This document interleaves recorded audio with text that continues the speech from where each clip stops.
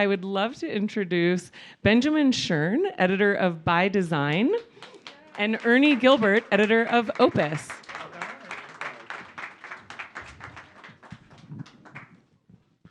Welcome, guys. Hello. Thank you. How you feeling? Good. Oh, you know.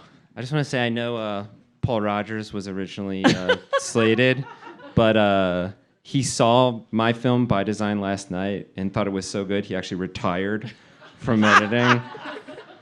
And I don't know if I was supposed to announce that now. Well, you weren't supposed to let that out. Yeah. So here I am. I mean, good to point out. Unfortunately, Paul Rogers has fallen sick, so he is not able to be here with us today. I know, very sad. But these two guys are going to be great. They're going to put on a great show. We're not worried at all. We're old pals. We have a tight five. So, Ben, Ernie, you both have worked on a number of different types of projects. You both have fiction projects in the festival this year, but you've both worked on narrative features, documentary, music videos, commercials. How do you approach different projects as an editor as you jump into a new production? You want to go first? Okay, I'll take it.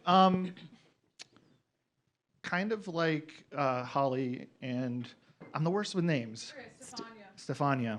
We're saying, I think, I go into every project and I'm like, I don't know what I'm doing. Nobody wants me here. And the only shortcut, the only secret is to try. Is to get an assembly together, to get a scene cut, to do a pass of something. And it's once I have that, I feel like, oh, I can make that part better. That doesn't work at all, so I can now tweak that. And so to me, it's just, I have to rush to the worst edit possible. Yeah. And that's step one. And then it's all uphill from there. Yeah, I love that. I think I have the same workflow for all. As far as just kind of organization and, just how I'm actually just looking at footage. And then when it gets to the point of actually sequencing, my technique gets wildly different between, because like you said, I've done music videos and documentary and all that stuff, and I think there's just unique demands for each project. So you just, from a sort of admin standpoint, I'm very strict, but once it gets into the kind of the right brain kind of creative part, that's when I try to kind of unlearn and really just adhere to what the project needs. Yeah, I think, jokes aside from before, I like to start from a place of, I call it like making a palette of paint or whatever, and so to me that's having an assistant editor, Riley, shout out Riley, where you, doing give it up for assistant editors again, never too much. Doing line by lines, for a narrative project, pulling selects for a commercial or a music video, getting a sync stack going. Basically, I just want to watch everything, I want to react to it, and then I want to take a bunch of notes. I want to try a bunch of things. And then once I have all of those ingredients, I feel like I can really, like you said, right brain, start to move into what's working, what's not working, what should it be. But I always want to start from a place of I know, okay, I love line read 3 from take 1. I want all of that granularity to start. And then that allows me to be well, I'm already working with the best stuff.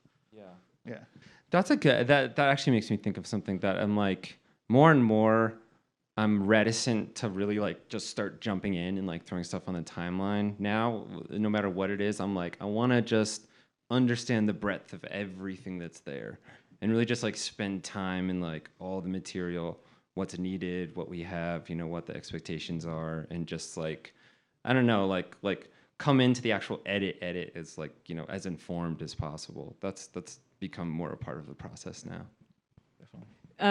Harkening back to my conversation with Holly and Stefania, both of you worked on films that have this sort of narrative, this is what it's about, but then there's a subtext of what it's about that's very sort of, let's, as a society, look at ourselves, whether that's let's question celebrity or sort of the power that we are handing over to celebrity, or women's, objectification of women and the women's place in society.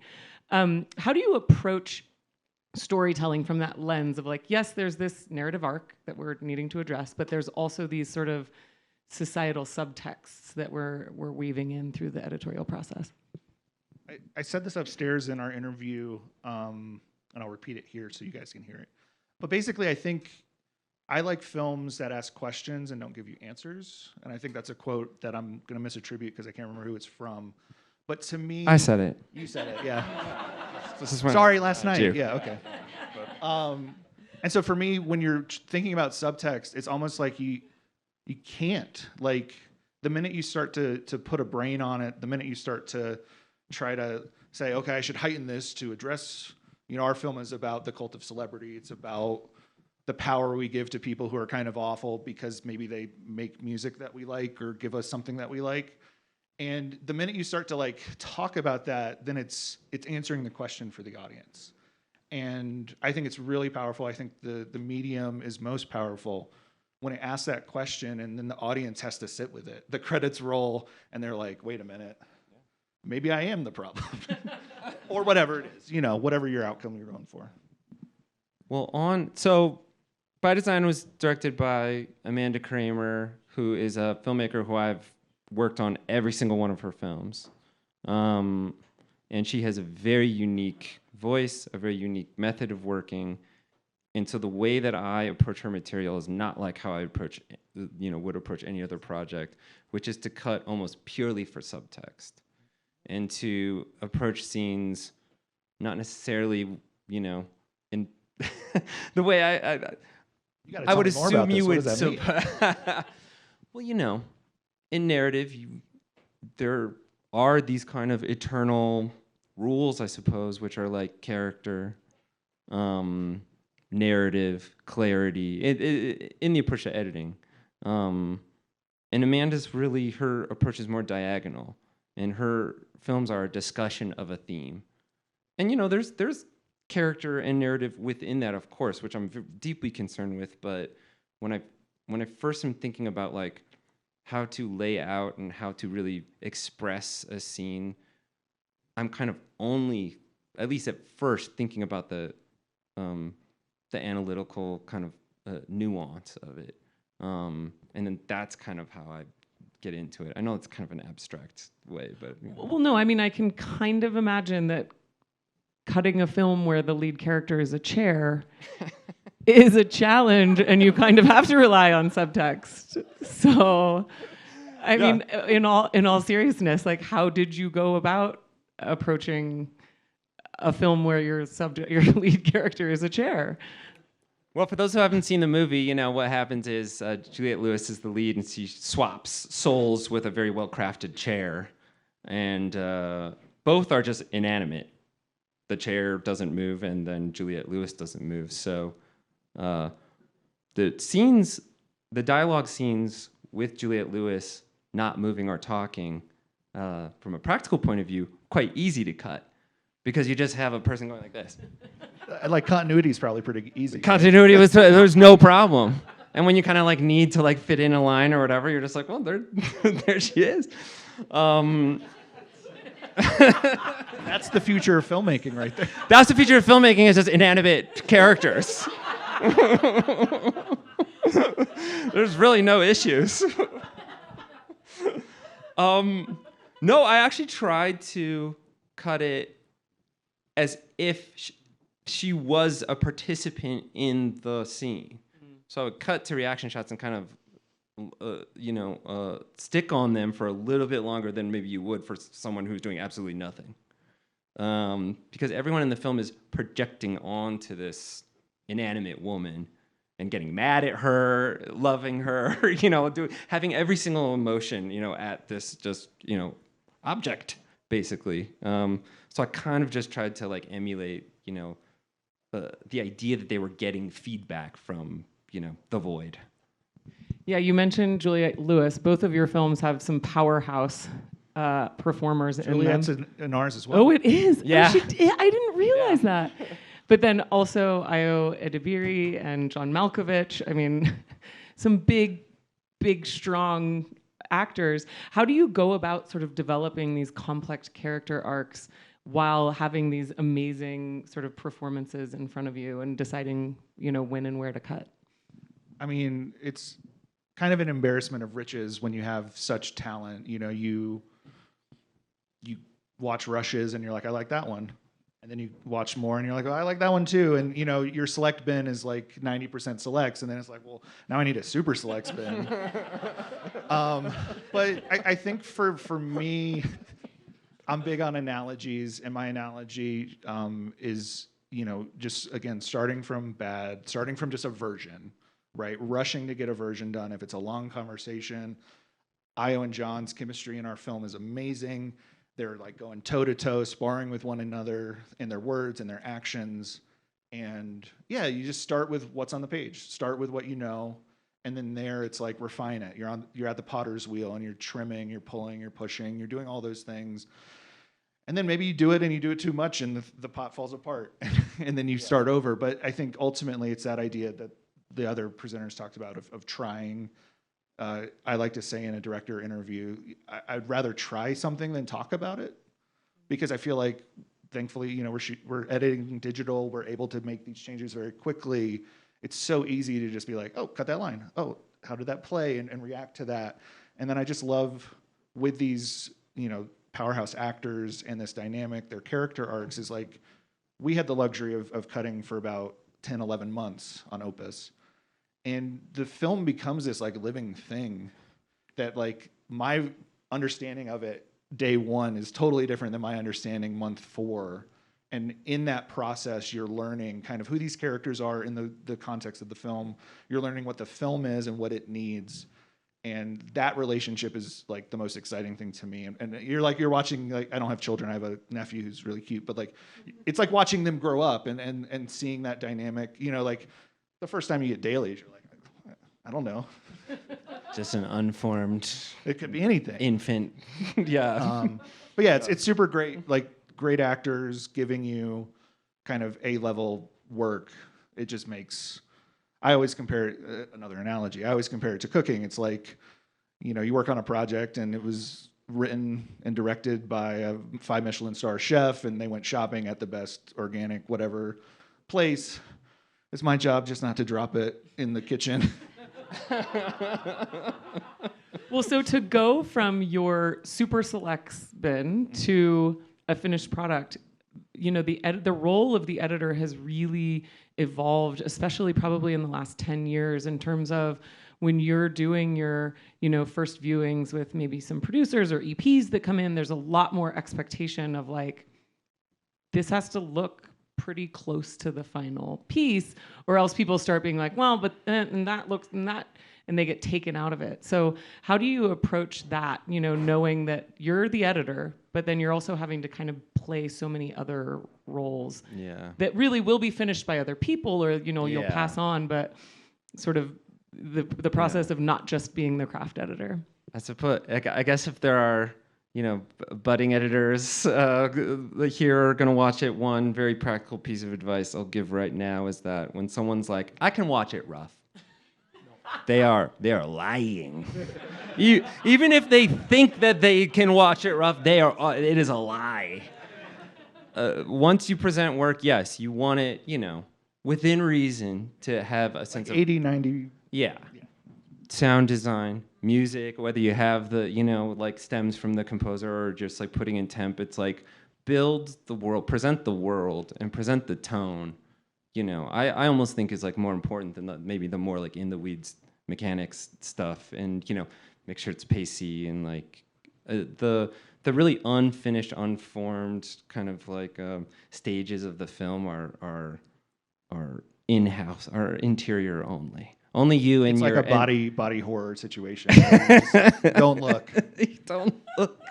But yeah, no, I think my philosophy is get it to 80-85% of the way and offline, and that means trying temp sound design, I'll do a temp color pass if a scene, like they were rushed on the day, they didn't get the white balance right. Like trying to get all those, removing any obstacle to a producer, a client, a director, anybody being taken out of the story, knowing it's going to get better, knowing that there's like sound mixers that are like have tools I've never even heard of. Yeah. But I still want to have things balanced, because you sit in an edit, all of those little things come out when you're sitting with your producers or somebody else. They're going to mention everything. I mean, everyone's different, but I find most people just mention everything that's bugging them, whatever. They're not like, oh, I understand that's going to get fixed later. Like, that's not, they're, the people are very precious about their work, and they're very concerned, and they, are kind of like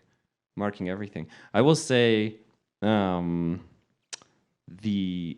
Premiere, the Easy Mixer, like enhanced speech stuff is making, a lot of the kind of schlepping that would have to happen with like dialogue cleanup and like mix stuff like way easier now, or at least just like more compatible with a quicker workflow. So that's makes it way, really buttresses the process to like get it very watchable for a client or a director or whatever. Yeah, what are some of the top things, like, again, for these aspiring editors, what are some of the top things that like a producer will come in and be like, meh, that little, and you're like, yeah, it's gonna be fixed, but. Like loud noises, that are not supposed to be there. When they're there, it's good.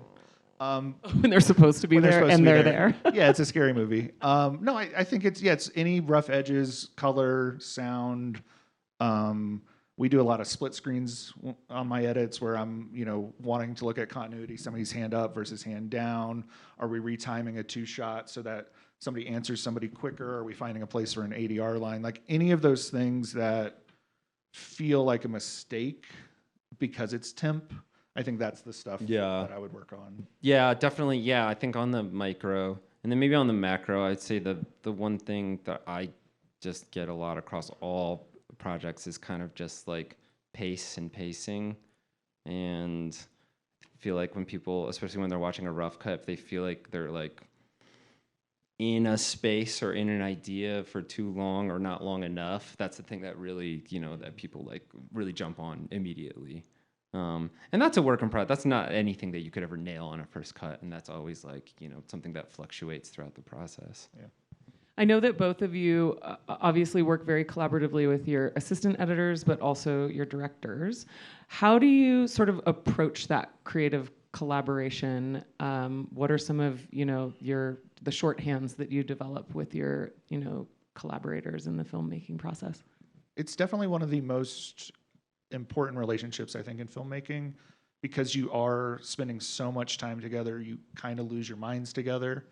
And I guess for me, what I look for is that emotional intelligence that they talked about earlier. I look for someone who is down to try things that maybe they don't want to try right away, and then I return the favor, and I think like the best version of those relationships is it's two people who are pushing each other to like make the thing better, and fighting for kind of the integrity and like the North Star of what the project is, and then just it's always like you're in a room for 10 to 12 hours a day for months on end. You got to be able to have the levity. You got to be able to make up like a little game where you shoot water bottles into the recycling bin, and then you have a whole rules, and then your assistant editor makes like a 12-page document bylaw system. You got to have all of these things to keep it kind of like, I don't know. I think creativity comes out when you distract yourself.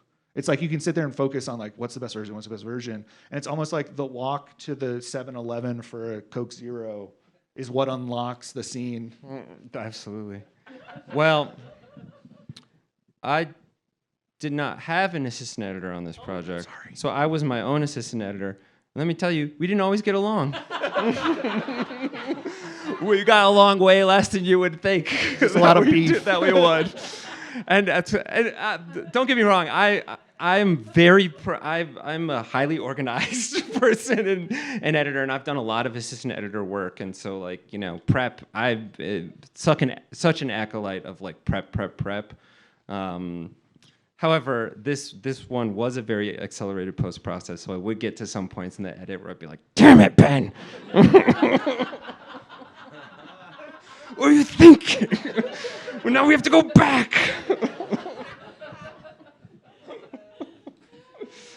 True. I love it. Well, thank you, Ernie. Thank you, Ben, so Thanks, much everyone. for being here. Thank you all for joining us today. Thank you.